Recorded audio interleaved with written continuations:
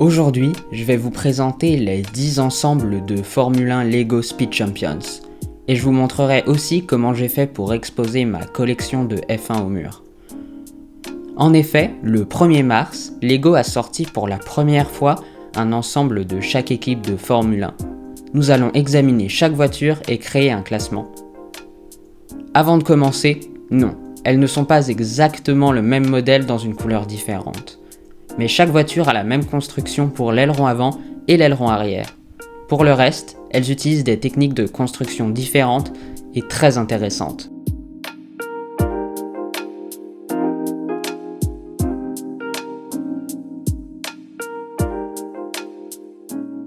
Une chose intéressante à notifier est que toutes les boîtes ont la même livrée, à part deux ensembles. Ce sont les deux voitures Red Bull. Lego a conçu les 8 boîtes F1 comme une collection homogène. L'objectif étant de créer une série visuellement cohérente, c'est une stratégie marketing. Mais les deux sets Red Bull Racing ont un design de boîte complètement différent, car elles sont classées 18+, en raison de la présence du sponsor Red Bull, qui est une marque d'alcool et de boissons énergisantes selon les pays, donc restreinte dans certains marchés. Passons désormais à la présentation et à la notation de chacun des ensembles afin de voir lesquels sont les meilleurs. Commençons par la Ferrari SF24, celle-ci avec le plus de pièces de toute la gamme, soit 275 pièces, ce qui lui donne un prix à la pièce de presque 10 centimes. Dans chaque boîte, on retrouve une planche d'autocollant assez imposante, mais il y a aussi des pièces imprimées. Chaque ensemble contient une figurine de pilote. Le corps est plutôt simple, mais le casque est magnifique. C'est une toute nouvelle pièce moulée qui en plus est tampographiée avec le logo de chaque écurie dessus. C'est juste un peu dommage de ne pas avoir les vrais pilotes sous le casque. La voiture est très belle avec ce joli rouge. Il y a de nouvelles pièces avec la suspension avant et les jeux de pneus imprimés, plus larges à l'avant qu'à l'arrière. En me basant sur l'esthétique, la solidité et l'expérience de construction, je lui donne un 9,7 sur 10. Passons à la Red Bull RB20. Elle est livrée avec une autre magnifique figurine. La Formule 1 Red Bull est tout aussi jolie, avec sa palette de couleurs bleu foncé, rouge et jaune.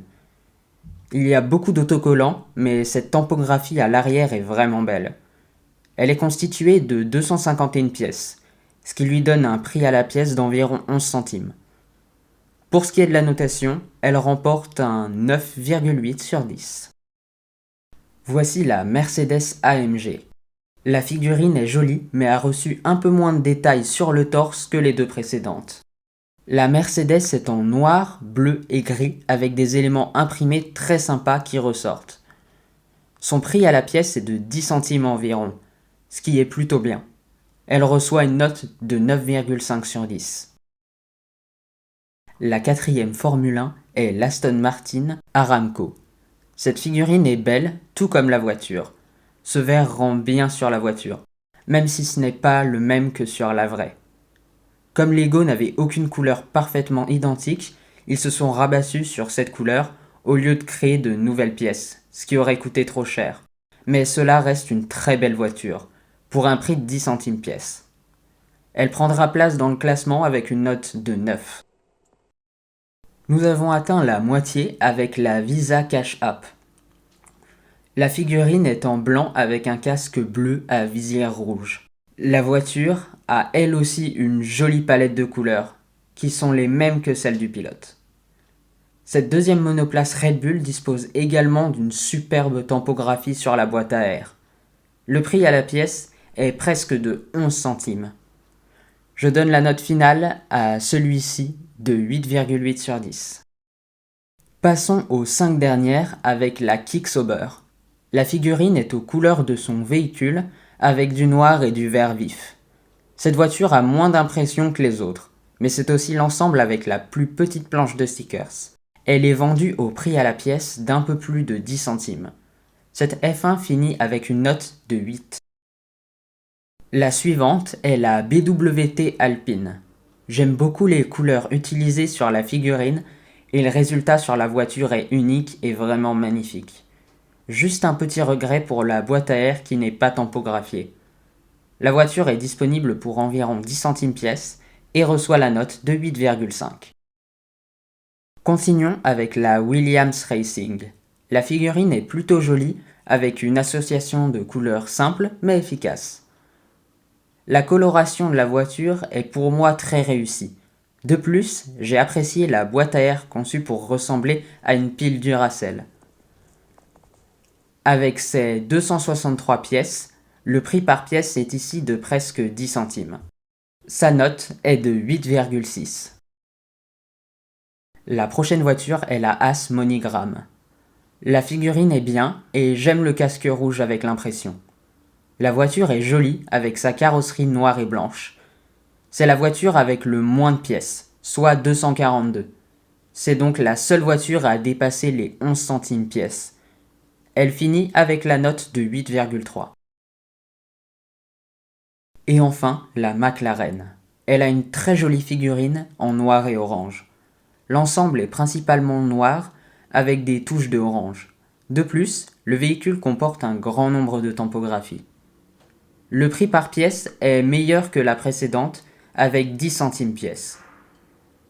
C'est une belle monoplace, mais elle est très fragile. Certaines pièces partent facilement et il suffit d'une légère pression sur la voiture pour qu'elle racle le sol.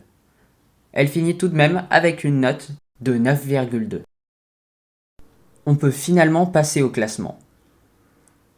Pour la 10e place, avec une note de 8, on retrouve la Kicksober.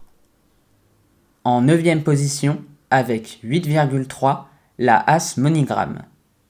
Ensuite, avec 8,5, l'Alpine, puis avec 8,6, la Williams.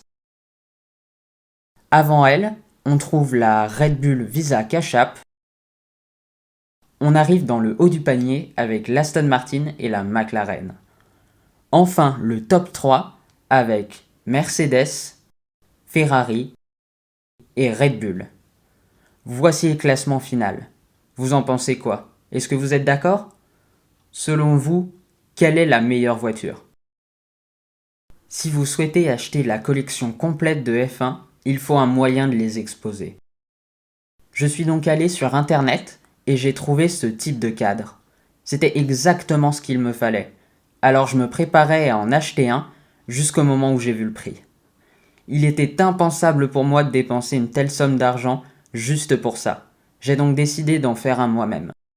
J'ai récupéré un cadre que j'avais déjà, puis j'ai fait des tracés pour fixer mes accroches. Elles sont très simples, constituées de 3 pièces faciles à trouver. Une fois qu'on a les 10, il ne reste plus qu'à les fixer avec de la colle forte. Malgré le fond en carton qui est très simple, le tout ressort bien sur le mur. Je suis vraiment content du résultat, surtout pour le peu que ça m'a coûté. Une fois que les voitures sont placées, le rendu est magnifique dans la pièce. Comme j'ai toute la collection de Formule 1 Lego, je n'ai pas pu résister à l'envie de faire un petit stop motion avec. Je l'ai déjà sorti sur la chaîne, donc si vous ne l'avez pas encore vu, je vous invite à aller y jeter un œil. Je vous mets la vidéo en fiche en haut à droite. J'en profite pour vous dire qu'au lieu d'acheter les sets plein pot chez Lego, on les retrouve à des prix plus bas chez Amazon et Smith Toys. Ça peut être intéressant, surtout si vous souhaitez en acheter plusieurs. C'est sur ce petit conseil d'achat que je vous laisse. Alors sur ce, à très vite pour plus de vidéos Lego.